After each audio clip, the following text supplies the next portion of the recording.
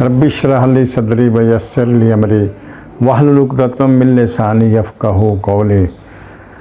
औज़ु बिल्लाहि मिनश शैतानिर रजीम। बिस्मिल्लाहिर रहमानिर रहीम।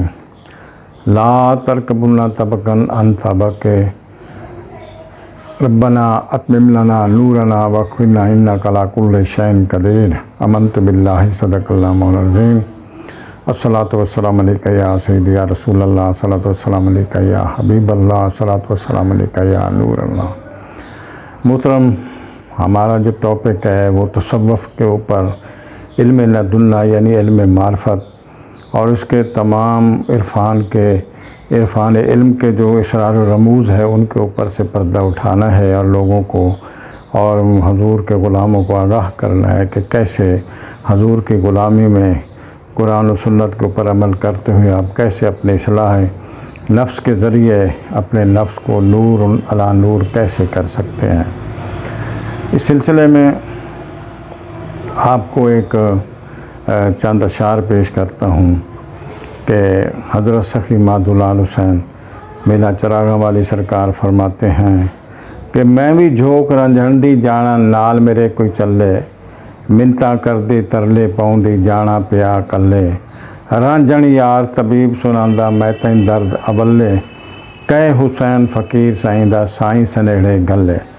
तो अल्लाह ताला ये अब अपनी तरफ रजू करने के लिए, अपनी बारगाह में बुलाने के लिए लोगों को दावत देता है। कुरान पाक की एक एक आयत जो है इसके अंदर इसरार व रमूज़ के बहुत बड़े जनाब ख़जाने हैं और इसके जैसे जैसे मुस्तफ़ीद होता है बंदा, अल्लाह ताला उसके नफ्स को मुनव्वर फरमाता है। तो इस सिलसिले में ज़ाहिर है जो तालिब इल्म है तो वो कहता है कि तकरीब मोहम्मद की तो तदबीर बता दे, जुल्मत मिटा दे, जोदाए शमशीर बता दे, मगरिब की तहज़ीब तो है जलता हुआ शोला, जो खीरा करे उसको वो तनवीर बता दे, मुख्तार कुला दीन का तौहीद कहे कुरान, या और मुसलमान की जागीर बता दे। तो मुसलमान की जागीर तो कुरान पाक है और इसी तरह के यही मस्जिद यही काबा यही गुलजार जन्नत है, चले आओ मुसलमानों यही तख्ते मोहम्मद है सल्लल्लाहु अलैहि वसल्लम। तो जैसे जैसे इंसान अपनी इस्लाह करता जाता है और हजूर की बारगाह में वो करीब तर करीब होता जाता है और अल्लाह के अनवार को वो महसूस करता है, उसका जो नफ्स है मुनव्वर होता जाता है और वो उस मकाम को पहुंच जाता है। जैसा कि पिछले प्रोग्राम में बताया था कि नफ्स मुतमइन्ना इत्मीनान वाले नफ्स पर पहुंच गया और उस आगे उसने वो सफ़र अख्तियार किया, ग़ुलामी मुस्तफ़ा में उसने जो आगे अनवार हासिल किए और उसका जो नफ्स है आगे तरक्की करके नफ्स राज़िया के मकाम पर पहुंच जाता है। नफ्स राज़िया अल्लाह की रज़ा में राज़ी रहना, हर हाल में राज़ी रहना, हर मामले में राज़ी रहना और अल्लाह का शुक्र अदा करते रहना।